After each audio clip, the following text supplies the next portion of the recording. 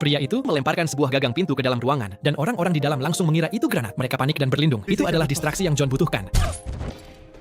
Dan hanya ada satu yang tersisa hidup. Sayangnya, John bergerak terlalu cepat dan tanpa sengaja menewaskan targetnya. Melihat bahwa anak buah yang tersisa tidak tahu apa-apa, Vivi menghabisinya.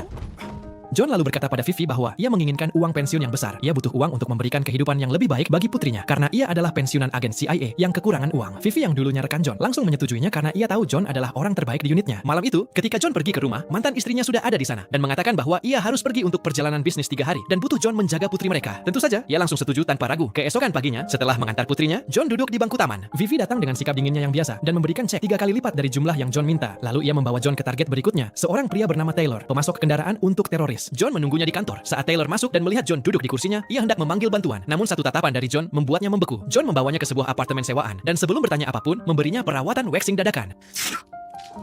Saat John hendak menginterogasinya tentang keberadaan pemasok keuangan untuk teroris, ponselnya berdering. Kepala sekolah menelepon, mengatakan bahwa putrinya terlibat perkelahian di sekolah dan ia harus datang segera. Jadi John menyumpal Taylor yang kebingungan ke dalam bagasi dan langsung pergi. Setelah kepala sekolah itu menegur mereka, mereka pun disuruh pulang. Satu-satunya kekhawatiran John hanyalah apakah tangan putrinya terluka setelah memukul seseorang. Ia bahkan mengajarinya cara mengepalkan tinju yang benar agar tidak melukai diri sendiri. Tetapi sang putri marah karena ayahnya tidak menunjukkan kepedulian, lalu pergi dengan kesal. Beberapa waktu kemudian, John mencari tempat yang tenang untuk melanjutkan interogasi. Tapi Taylor, yang sudah lelah dengan situasi aneh itu, berkata agar John langsung saja menanyakan apa yang ingin ia ketahui.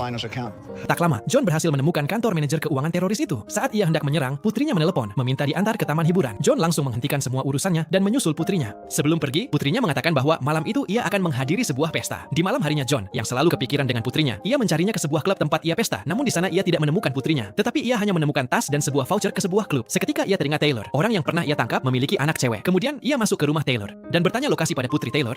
That's what I asked. How'd you know that? Setelah ia tahu tempatnya, ia mendatangi klub itu. Benar saja, ia menemukan putrinya sedang diganggu oleh beberapa orang. Tanpa berkata-kata, ia menyerang orang-orang yang ingin menyakiti putrinya.